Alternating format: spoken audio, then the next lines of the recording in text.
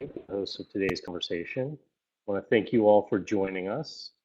And thanks to Douglas Rushkoff and Casey Harrell for taking the time to participate and lend their insights. Um, we only have an hour together to explore what I think is a very interesting and important question, which is what will communications and information technology look like after fossil fuels? I know that's a question that people don't often think about. But I think as you'll discover through the course of today's conversation, it's one that's probably important for us to engage with. So we'd like to jump right in, but before we do, I just want to say a few words about the context for the discussion and how the conversation is going to work. So first, the context. Over the last year or so, Post Carbon Institute has undertaken a deep dive analysis of the challenges and opportunities in the transition to 100% renewable energy. The outcome of that analysis is a book that we published with our friends at Island Press called Our Renewable Future. And you can order the book or read the entire contents of the book online for free at ourrenewablefuture.org. One of the key takeaways from our analysis is that the transition won't be a plug-and-play substitution. It's going to require us to use energy very differently in all aspects of life. So over recent weeks, Post Carbon Institute has been hosting a number of discussions with experts in various sectors to explore what the post-fossil fuel future might look like. We're going to be doing a few more in the future as well, so you can sign up for upcoming discussions by visiting ourrenewablefuture.org. Ultimately, this future is going to be created by all of us together, and so we actually want to hear from you as well. If you have any questions for our panelists, please ask them in the chat window that's on your screen. We're going to do the best we can to get to as many of them as we can, but obviously time is limited, so we probably won't get to everybody. If you have any thoughts, ideas, inspirations, other questions you want to ask, please also feel free to share these by emailing us at orf@postcarbon.org, or you can use the hashtag #PoundRenewableFuture if you'd like to tweet. So without further ado, I'd like to introduce our panelists. Douglas Rushkoff is an author, a teacher, a documentarian, widely respected for his work looking at the way media and technology influence culture. He's professor of media theory and digital economics at SUNY Queens. And his new book, Throwing Rocks at the Google Bus, How Growth Became the Enemy of Prosperity, argues that we have failed to build the distributed economy that digital networks are capable of fostering and instead have doubled down on the industrial age mandate of growth above all. Casey Harrell directs Citizens Engagement Lab's Climate Lab. Casey has 2 decades of experience directing successful international environmental, social change, human rights, and corporate accountability campaigns for a number of organizations. While at Greenpeace, Casey was team leader and analyst for the group looking at the environmental and energy impacts of the tech sector, which makes him a great contributor for today's conversation. We've also asked Richard Heinberg, my colleague at Post Carbon Institute, who's one of the co-authors of Our Renewable Future, to join us for the conversation. Richard's senior fellow at Post Carbon Institute and author of 13 books on energy and sustainability issues. So Casey, Douglas, and Richard, thank you so much for joining us today. I really appreciate it. And I'd like to start with you, Douglas. So here's a very broad question for you to begin the conversation. How have information technology and media changed society in recent decades? And really, in your view, how dependent are we as individuals and businesses in the larger economy on these forms of technology? And maybe you could share some thoughts about what you see are some of the benefits and consequences of that relationship. Well, I mean, the short answer is, not as I would have hoped. When internet and digital communications technologies came around, we all thought we'd kind of get to work at home in our underwear and exchange things, Burning Man, Etsy style, over the networks, and really have to work less and use less energy and print out less paper and all. And the reverse has turned out to be true. And I would argue it's not because of the technology itself. That these really were computers and networks were originally resource sharing technologies. We all worked at terminals. There was one computer processor somewhere burning away, and it was actually quite peer-to-peer in its structure and really pretty energy efficient in its functioning. The problem is that the stock market was crashing by the late 80s at the same time the computers were rising, and computers and networks became a poster child and case study for the salvation of corporate capitalism as it had always been working. And without going into great detail, capitalism was created to be extractive and growth based.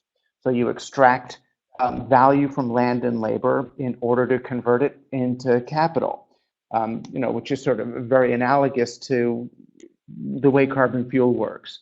And it worked well enough for 500 or 600 years, but eventually ran up against the limits of a physical universe and the limits of human time.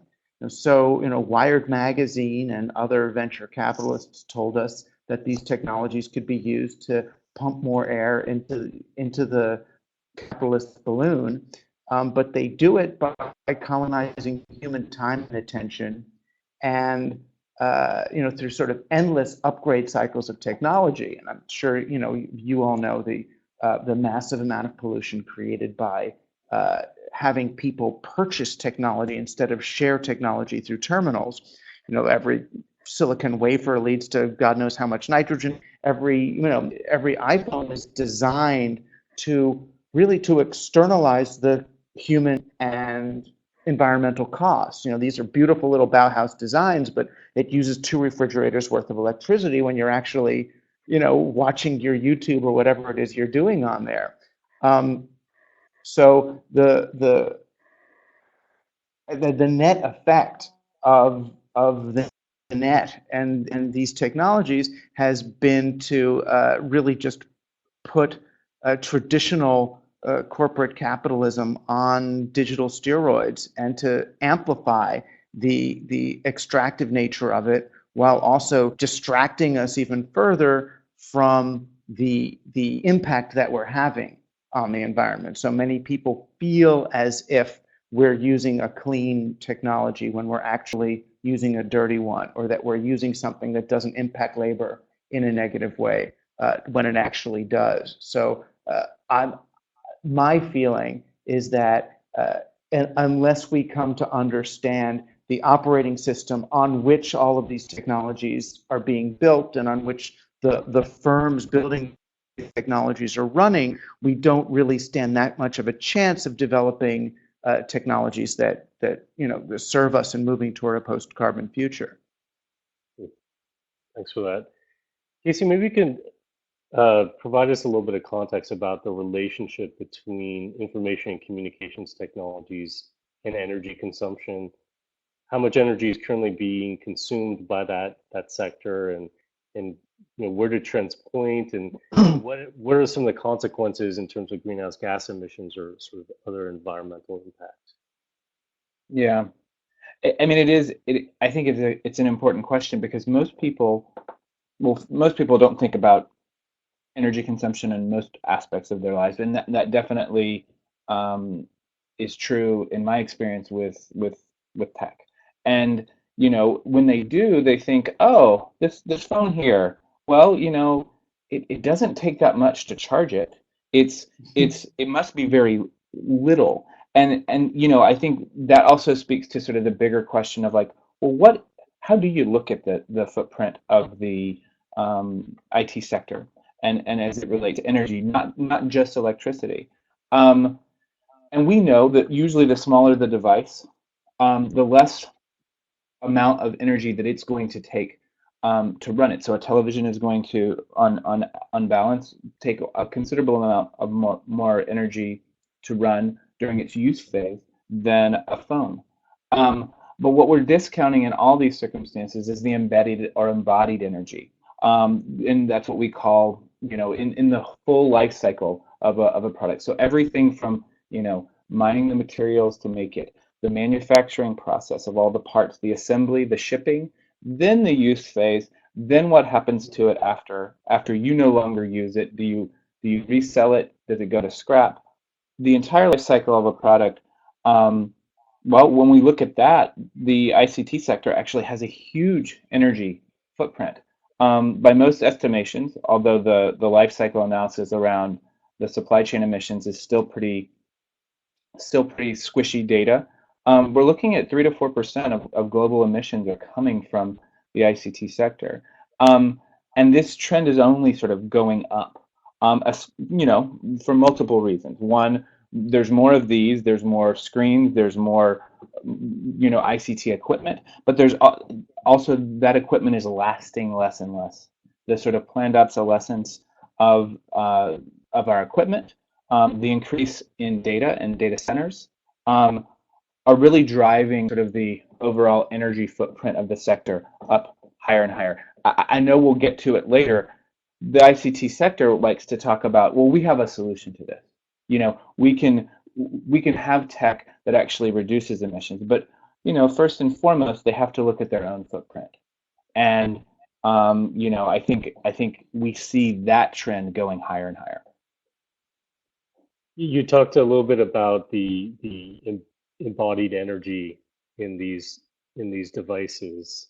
I'm wondering, Richard, if you could talk a little bit more about that. I think because, and actually, Douglas, you touched on this a little bit as well, where a lot of the impacts of us using this technology is invisible to us because they're manufactured and produced somewhere else. But I think also in terms of the energy usage that goes into the creation of these technologies, maybe you could talk a little bit more about that, Richard, and then how much of that energy that goes into both manufacturing, creating these technologies, and then in their operation is really electricity based versus other forms of energy inputs? Right. Well, looking at the life cycle analyses of various electronic or information communication devices, well, of course, there's a lot of variety among different kinds of devices, but especially for the smaller devices, handheld devices, typically embodied energy is as large as or larger than the operational energy over the entire life cycle of the product. And that embodied energy goes to resource extraction, mining, manufacturing, various phases of manufacturing, including materials transformation as well as final assembly, and then transportation. Now, typically, transportation is a pretty small slice of that overall embodied energy, pie chart. But it's a really important one. And when we look at the question of how we're going to substitute renewable energy for fossil fuels in the overall energy equation, that's one of the places that's most difficult. Now, manufacturing, in the later phases of manufacturing involving assembly are already mostly electrified. It's the earlier parts of manufacturing having to do with materials transformation, a lot of which has to do with the chemical industry. So when we're talking about electronics manufacturing, we're really largely talking about chemicals in the chemical industry and chemicals for semiconductor substrates, processing chemicals, packaging materials, gases, liquids, thin films, metals. All of these are, really problematic, and there's lots of them. A typical smartphone has 500 to 1,000 components. And if you take each of those components apart, each of those has many materials that go into making them. So this gets really, really complicated in terms of substituting renewable energy for fossil fuels that are implicit in most of these chemical processes and manufacturing processes. The resource extraction is almost entirely fossil fuel fed, mostly diesel, and transportation is almost entirely fossil fuel, either diesel or bunker oil for ships. And those are going to be really challenging to substitute. Shipping and aviation are two of the biggest challenges we identified in our year-long project. And when we're talking about electronics, typically, resources are extracted in one place, shipped to another place for materials transformation, shipped to another place for initial component manufacturing. Components are shipped to another place for final assembly, and the final product is then shipped across the world to the end user. So even though the embodied energy in transportation is relatively small, it's a key part of this industry, and it's really hard to substitute. So there are lots of challenges, and that's why we identified the IT industry as one of the three most difficult areas that we foresee in the overall 100% renewable energy transition. The other two are concrete and aviation. So concrete, aviation, and electronics. If we can transition those, I think we'll be doing really well. Now, Yeah, and it's Douglas, interesting when yeah. you're looking at, you're talking about shipping and aviation as, the largest sort of energy user or abuser. And to me, again, it's an economic question because, the real costs of shipping are just the externalized costs of a corporation that argues, at least to its shareholders, that it's doing something less expensively by using this giant global supply chain. But you use the giant global supply chain, it actually costs more than a locally produced good or a local agriculture or some other even cottage industry production. The price may be cheaper, but the cost is higher. It's just an externalized cost, such as McDonald's driving trucks on public roads. Someone's still paying for that. It's just an externalized cost.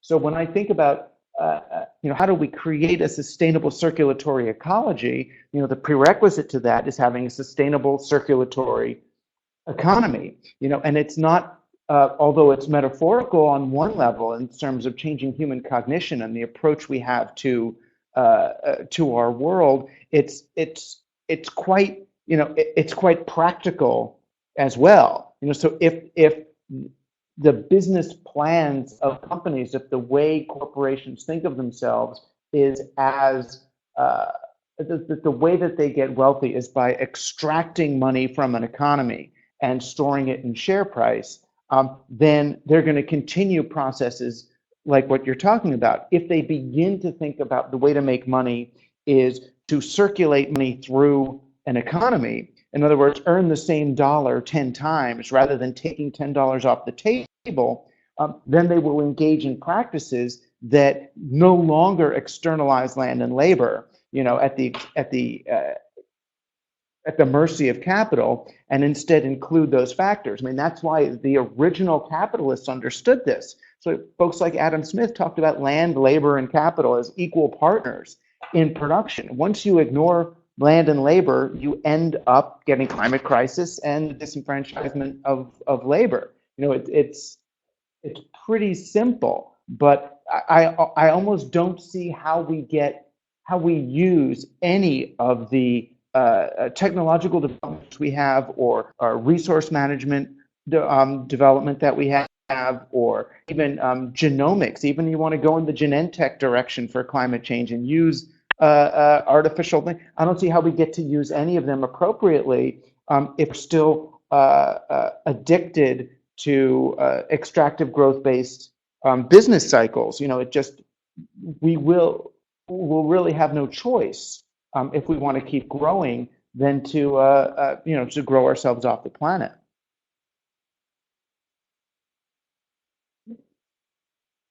Yeah, I personally agree with that a lot. I think the other piece of the equation, you raise this larger systemic question about the economic system that we work in, and basically the mandate of corporations.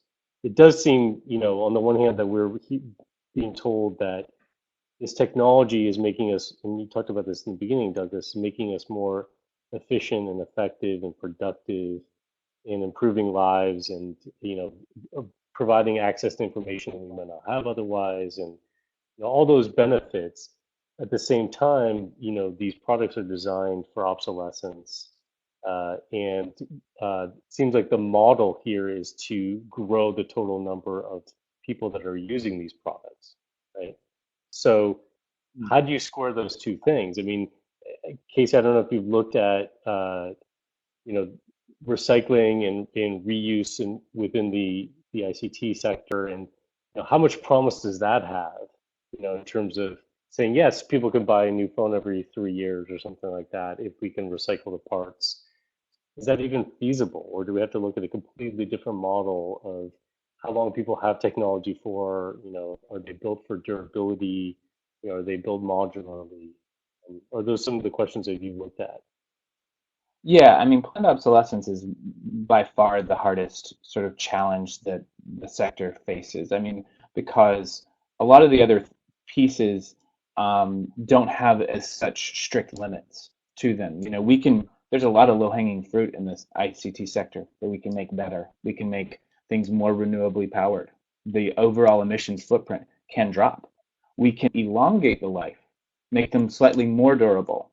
I think both climate change and finite resource realities are the things where you hear, that's where you have the conversation come to a screeching halt, because we can't just tackle the low-hanging fruit problems, at whatever pace we want to be able to make progress. And I think so, certainly it would be better to reverse the trend in terms of turning a phone over every 14 months on average, which is the current average in developed countries like the United States.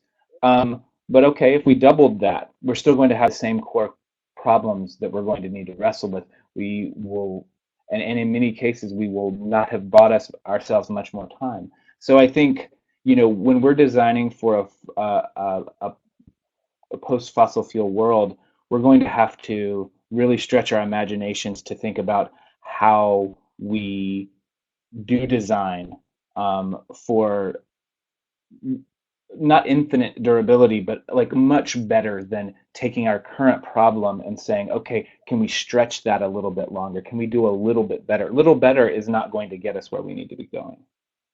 Yeah, I mean, and one way to do that, and it's funny that I'll even use them as an example because they've got a terrible record, but is changing the metrics of what it is that we sell.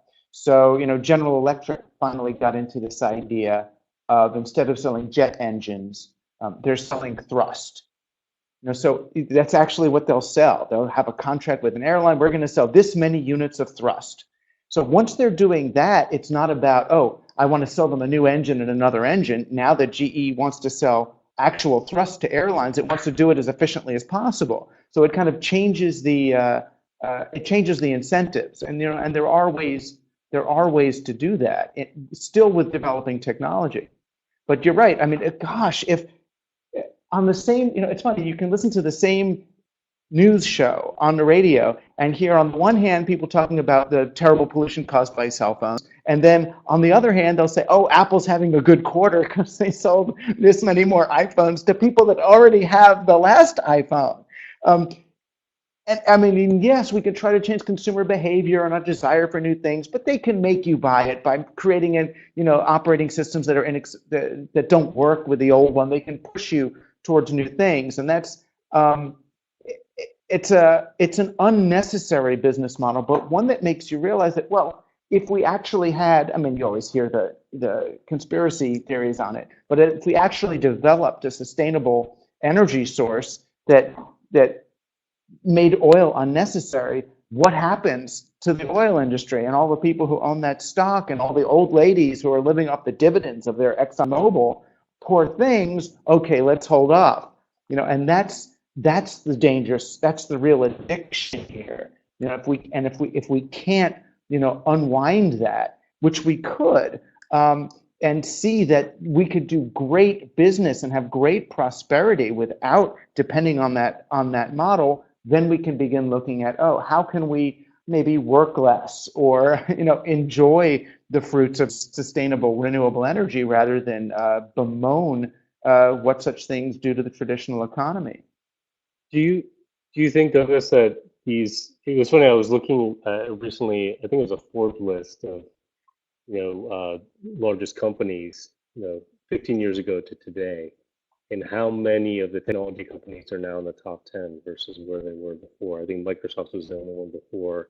Now we have Apple and what is Google called now Alphabet, and you know, are these companies? You look at a company like Apple or like Facebook. Apple is their profits, their revenues based upon selling new products and coming out with new products and having people, exactly what you said, replace an existing one with a new one. And you look at a company like Facebook that is reliant on ad revenue or what have you to sell products, again, disposable products. So even if it's one step removed for them, if they're still locked in that system, is it too late for those companies to change kind of their mission and their thinking about what it is that they provide? Is it a matter of us trying to exert pressure on that sort of existing corporate structure? Or is it about creating a whole new system altogether?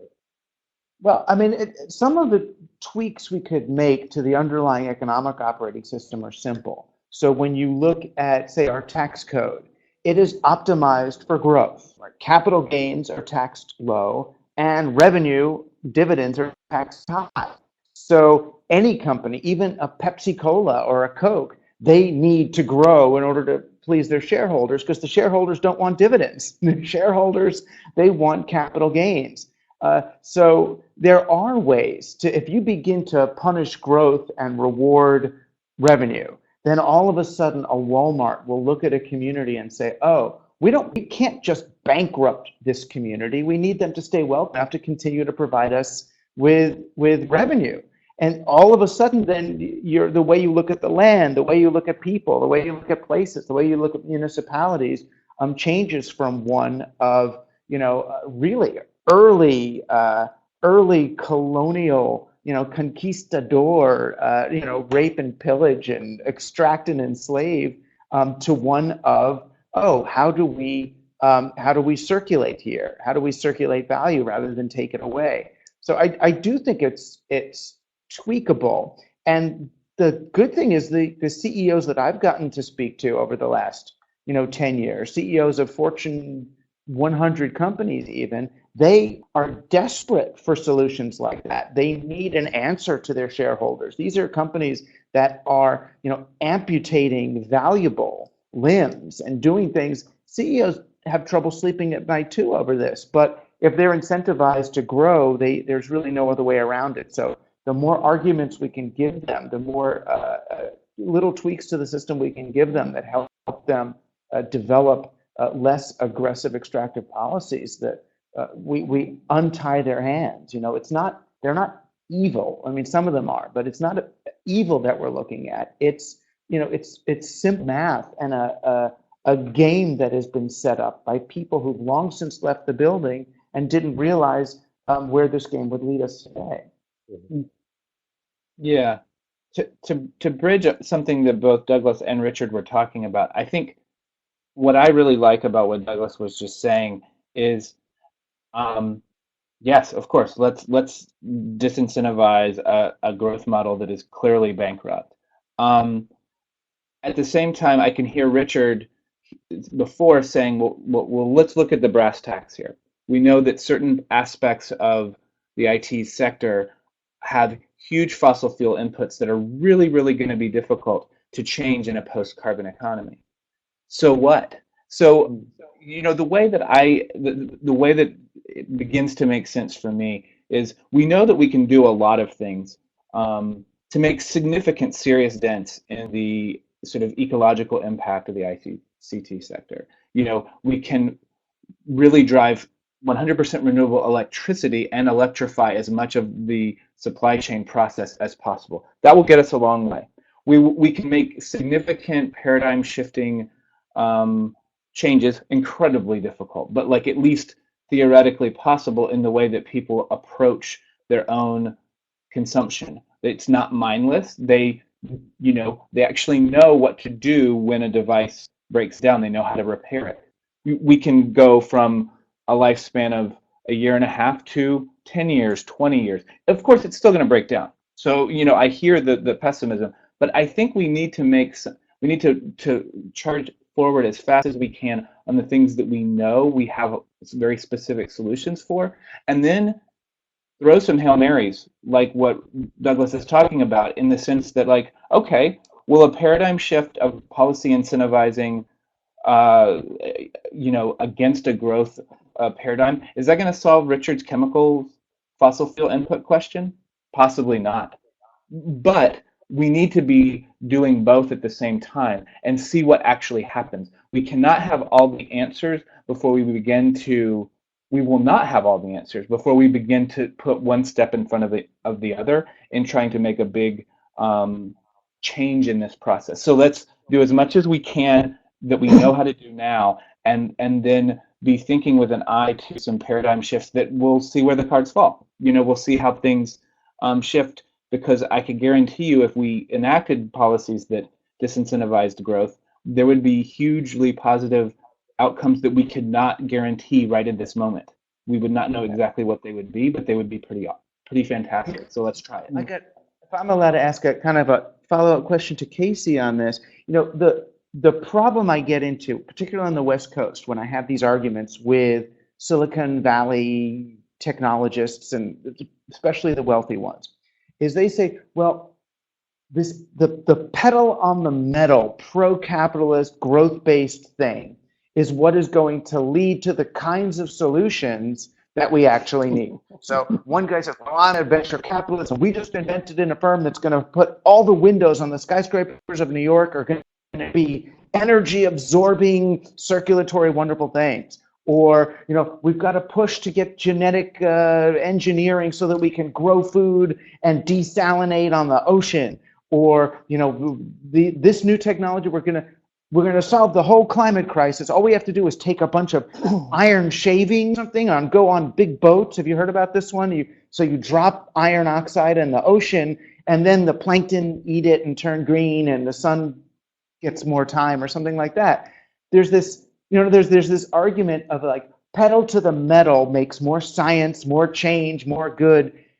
How do we explain that that's foolish, or is it? Yeah, my personal opinion on this is that it is necessary to sort of disabuse that philosophy that it feels very much of a bubble mentality of the way of looking at the world. It's not all wrong, but where I think it feels sort of incorrect is it's not accurate in a number of ways. Like, it's not how, it may be how a particular set of people's worlds work, but it's actually not how it works. Besides, like, moving apart, like, that's not actually really capitalism. Like, much of Silicon Valley's capitalism is capitalism for a certain set of people, and not all of us. I also think we ignore the role that governments play in, or the public, the commons play in driving a lot of this innovations. Because what I hear wrapped up in some of what you're sort of relaying that you hear is this sort of concept that without private sector huge financial risk taking and investments, that nothing is going to happen that will be able to drive solutions at scale for us. And I think that our experience shows that some of the most significant advancements in our society, full stop, have actually come from public sector investment. And so, I definitely think while private sector investment and throwing some technological risky bets, as long as the risks are more around being wrong rather than the impacts that it would have on society, that's fine. But, like, to disabuse the sort of the frame of mind that thinks that that's the only thing that we should be doing, that's what feels really wrong, and a huge potential waste to me. I think that it's interesting because I think the mindset of Silicon Valley, it's a bit understandable why there would be such, in a sense, optimism, right, about potential. Because if you extrapolate Moore's law, to think that you could solve other types of issues, or you look at the growth rates that these companies have experienced in terms of participation, because this is, as you've said, Douglas, this has been the latest frontier in terms of economic sectors for growth. So there's been a huge explosion in growth. You are locked into that mindset where you believe that all that growth and potential is possible.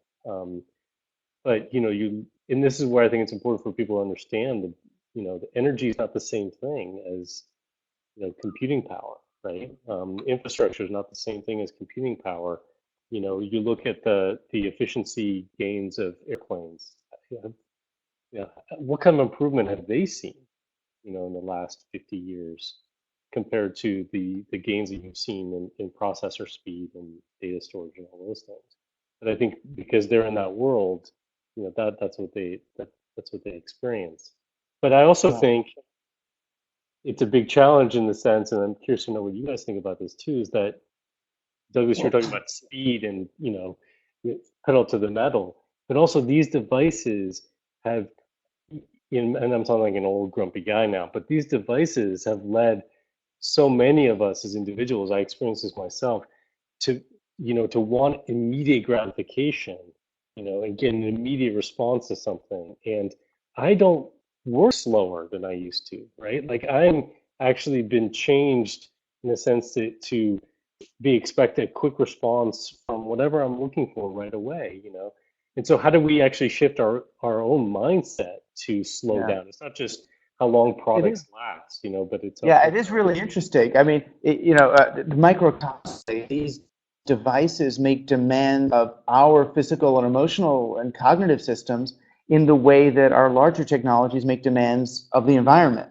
So we as individuals now are getting to experience, this is what it feels like when your nervous system breaks down. This is what it feels like when you fooled your body that there's no day and no night. This is what it feels like when you destroy your social relationships. This is what it feels like when you disconnect from the physical environment in which you live. So that's what the planet feels like too. Only the planet can't just plug into a Second Life or Ready Player One utopian virtual world to wait out the end of reality. It's not pretty, and I do feel like we are, and young people especially are slowly waking up to the fact that these devices are unsettling.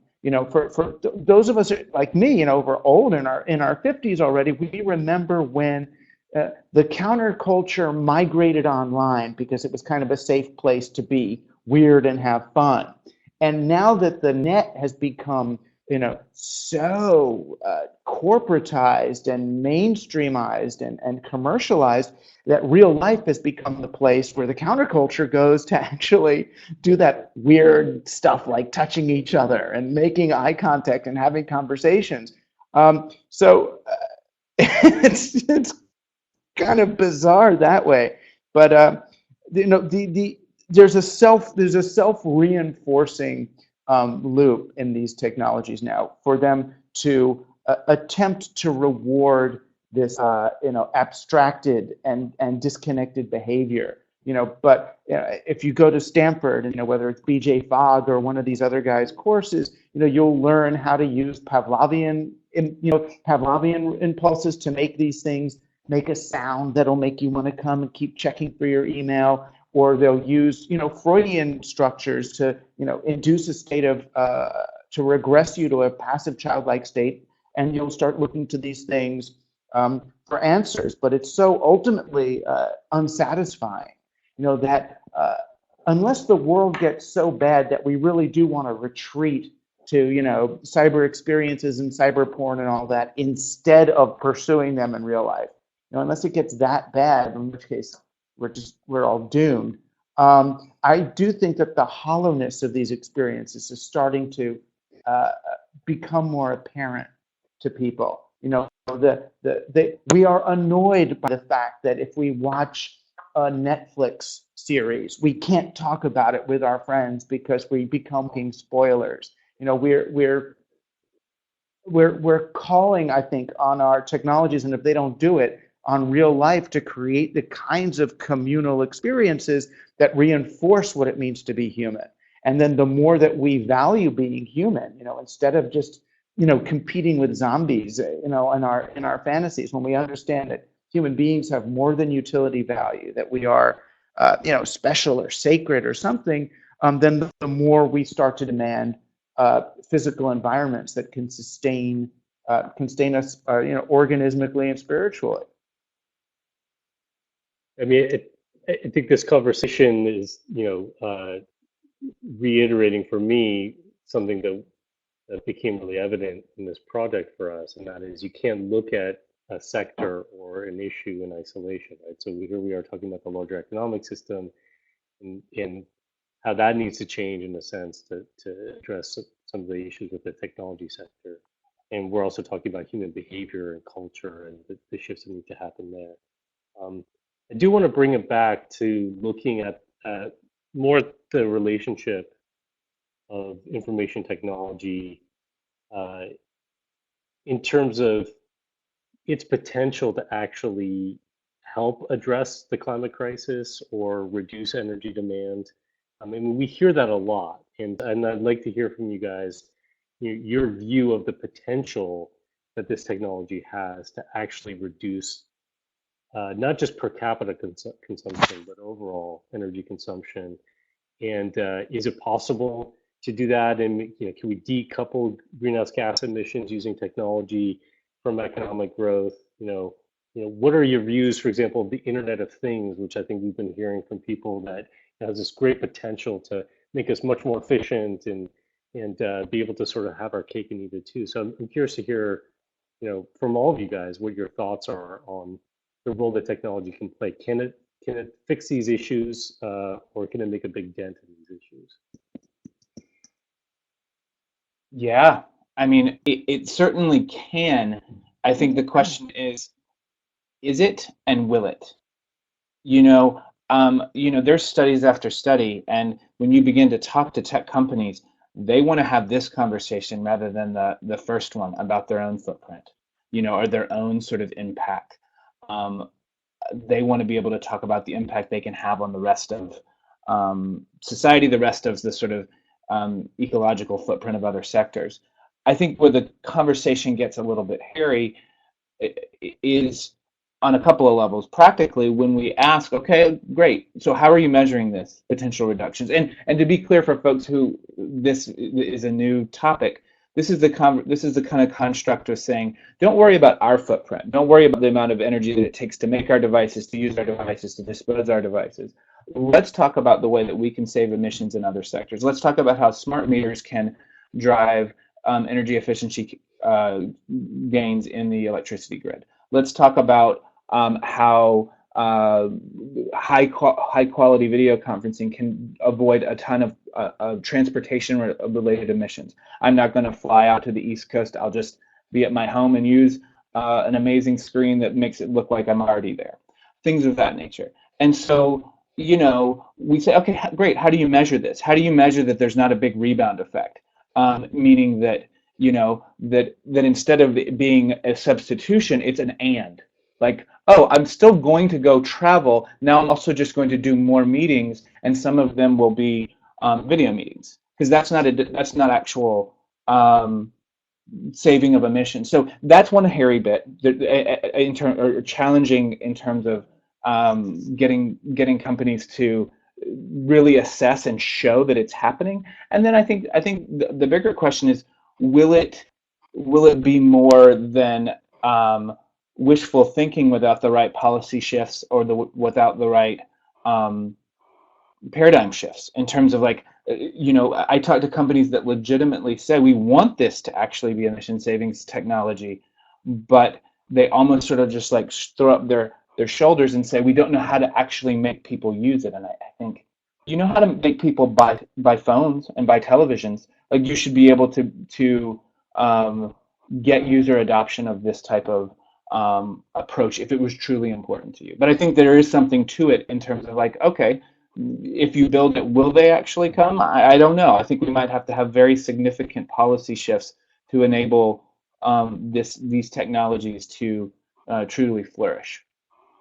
Could I ask a question?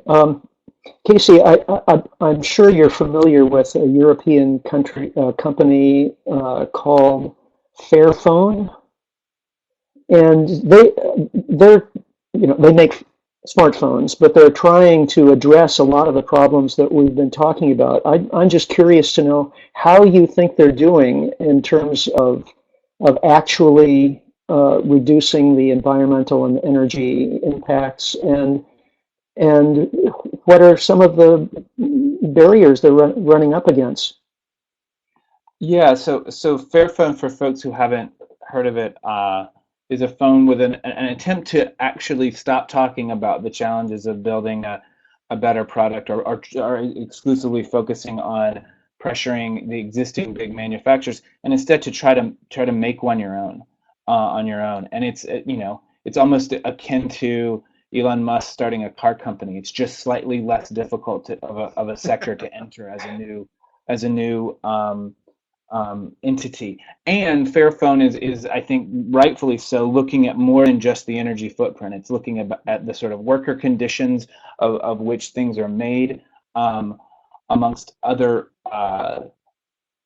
considerations that are sort of going into the specs of this. I think where where there's been success has been able to drive much more transparency. A lot of this stuff is really behind a very veiled wall in terms of how you can actually do this. I think one of the better things that is coming from the Fairphone work is actually getting more of this transparency so that companies are learning from each other. It's amazing to me in terms of how many companies don't talk to each other around their own supply chains, even though they're using many of the same companies in their supply chain.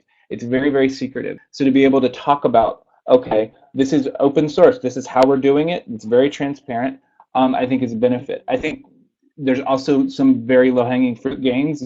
Making a fairer phone is quite easy. Making a truly fair phone is going to be very difficult.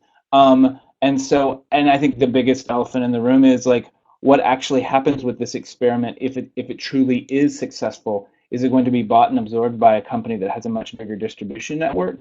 That is a capitalistic model sort of approach. If they actually do well enough, who's going to hoover them up? Is that what they want to do? Do they want to transform the sector via this experiment? Are they actually trying to replace existing companies and approaches? I think it's way too early days, and I may not know. I don't know the inner workings and thinkings of the company's founders, but those are some of the key questions that I think about when I think about the Fairphone project. Yeah, cool, thanks.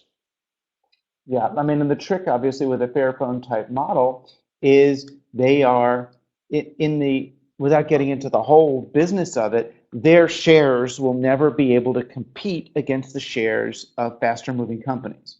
That's just kind of how it is, that they become the Time Warner to the AOL, that they're because they are, they're not refreshing their technologies as quickly as the other ones. So they ideally they structure, and I'm pretty sure they did, even though they're not American, they structure as a B Corp or a multi-purpose corp, so that they're not solely obligated to shareholder growth, and that helps them hack or get around the current problem.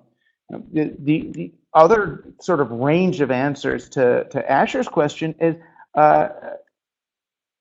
when you think of the early internet, most of us understood that these were asynchronous technologies, that you would, I mean, now we're using them in a live way, but the beauty of the web and the Usenet and the well was that you would log on and see a conversation, download it, you'd go offline and read all this stuff, and then you'd log back in and upload what you were going to talk about, and that was much more consonant, so that your synchronous real life time was spent offline, and once we strapped these devices to us, and had them work in this always on way, that's when people started to say, oh, if we create a 24/7 media communications consumer out of the person, then we're going to be able to make more money off them, because we'll have the data, and they'll be all these different ways. But that's not actually making you more efficient. The always on human is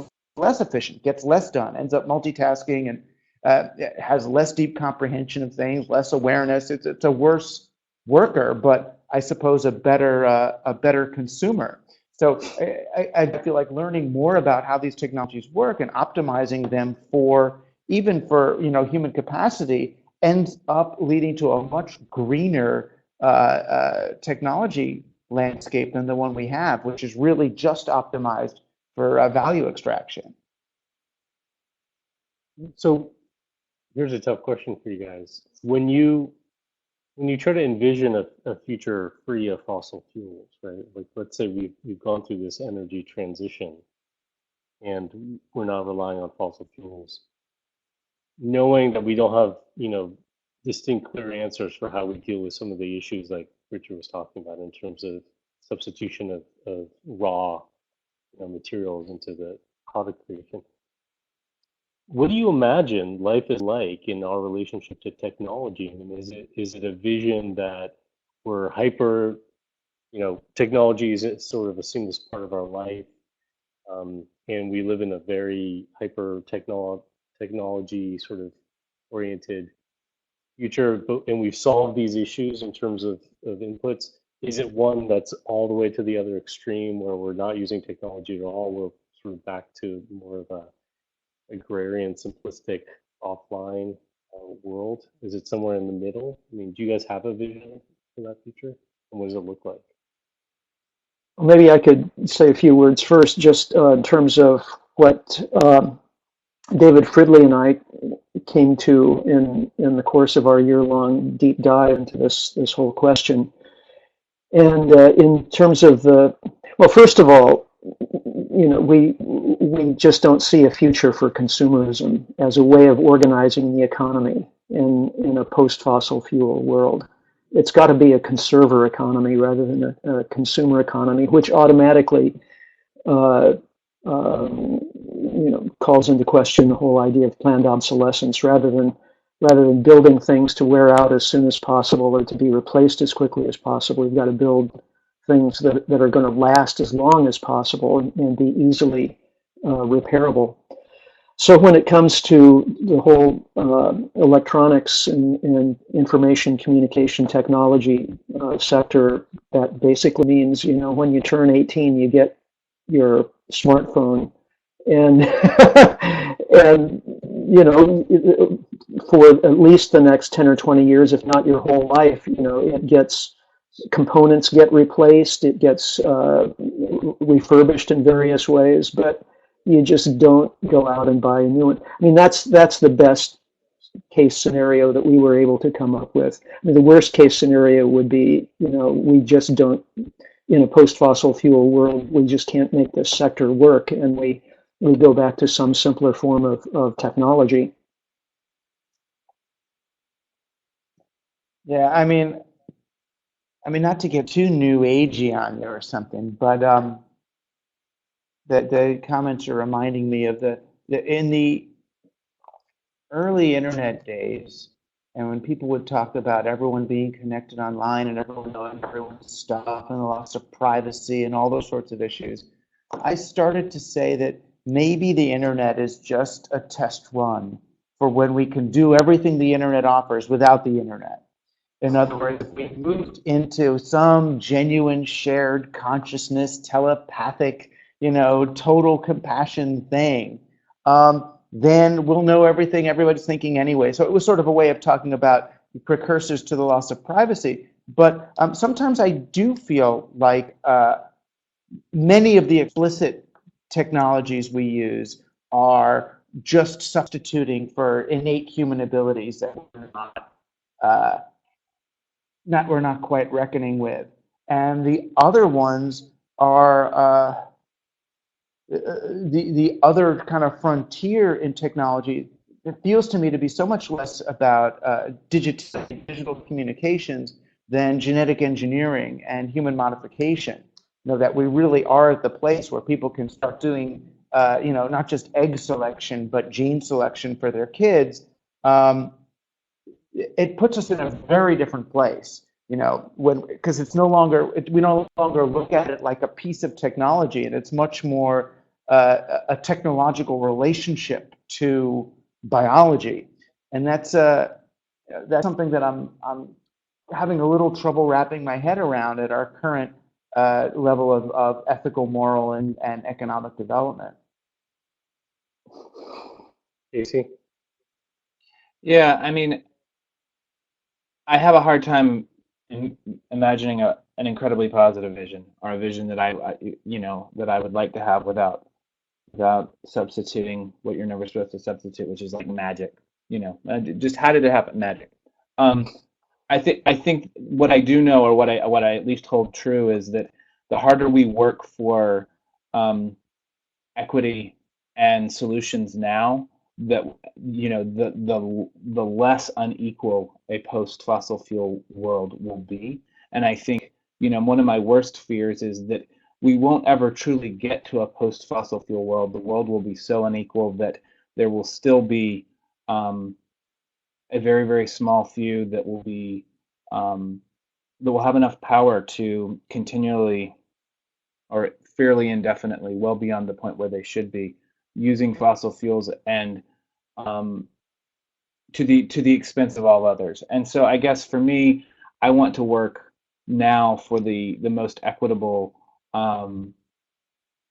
future that we can, seed as many solutions as we can, as fast as we can, so that the future that we're building as we transition off of fossil fuels is as equitable, fair, connected as we possibly can. But yeah, I'm with everyone else. It's a tough challenge to envision a communications future post fossil fuels that looks anything like what we have today. I think it's a very interesting challenge right now to communicate that, because we're dealing with uh, it's like having one foot on a moving walkway going one direction, the other foot going the opposite direction. I mean, we're on a trajectory with technology where people see it only speeding up and becoming more ubiquitous and part of their life, and ecological limits, are taking us in an opposite direction. So how do we rectify that in people's reality, because they're living in both worlds at the same time, if they're aware of these issues at all. So not hopefully to not leave people on a total bummer note. I'm curious, maybe for each of you to share, one thing that you think that has the greatest potential or gives you the most hope in terms of this space. Whether, I mean, Richard mentioned Fairphone. I don't know if that's an example of that. And then also, what lever would you suggest to people listening to this? I think we can all be agreed that we have to work on multiple, parts of this problem simultaneously: the economic system, consumerism, technology. But if there's one lever you would encourage people in their circumstances to push on, what would that be? So, what feels most promising or hopeful for you, and what do you suggest people focus on if they could only focus on one thing? So why don't we start with you, Douglas? Um, where rather than do my wishing lever, I mean, I'll talk you where I've seen the most hope. Believe it or not, is I did a whole bunch of talks at what I consider to be sort of evil, Silicon Valley firms. Whether it's Uber and Facebook and Google, and the employees in those places, genuinely want the same outcomes that we're talking about. The employees of Facebook are, many of them anyway, are deeply committed to the idea that Facebook create more energy with its solar panels than they need, and that they feed energy back, into the grid, that they become part of the energy solution, even if it's as an aside to their other mission. And I feel like that companies, the way a lot of these younger companies are structured now, gives those employees, particularly when they act in great numbers. When you have 5,000 of your 10,000 employees arguing for a sustainable solution, things do happen. The only reason BP kept their Beyond Petroleum slogan after they dropped it because of shareholder revolts was because there were employee revolts. The employees were so on board the idea of participating in something other than the destruction of the planet that the company couldn't turn back, although they still just destroy the planet. employees do have more power than we think. So, every meeting that you're at, if you are looking for what is the sustainable solution to this problem, it has an effect. Thanks. Casey? I think you're right. Hit it right on the head, Cher, when you're talking about that we need to tackle this in a lot of different fronts, all fronts.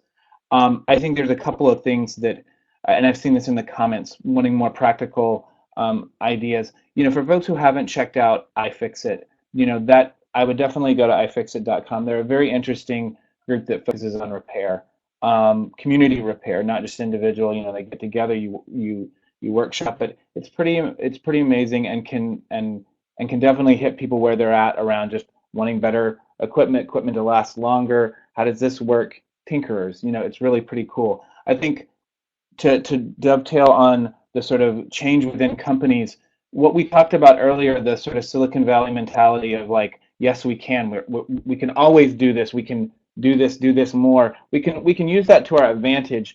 We can present very forward-thinking campaigns in a way that really plays upon that narrative that, it makes it hard for IT companies to say that they can't, because it's not part of their vocabulary very much to be able to say, what, a really world-changing problem? No, we don't know how to deal with that, because that's really part of their story. So where we can join campaigning organizations, whether that's a change.org petition or whether that's things like the Greenpeace campaign that just launched this week around planned obsolescence at detox.greenpeace.org. I think people should do things like that as well, and then get involved in the political process. The folks who are sitting this out because it's really dire and depressing. I get it, but let's get engaged. There's no other option. Richard, anything to add?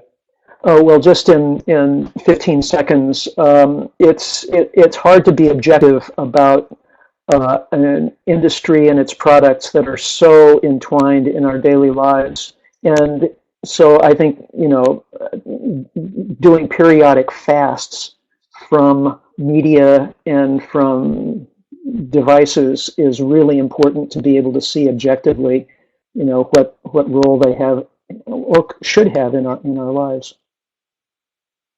Well, we're a little over time. I want to thank all three of you for participating in this conversation. I wish we could have gone longer, and there's so much more that we could talk about in terms of, I guess, both the predicament that we're in, but also there are some of the solutions ahead.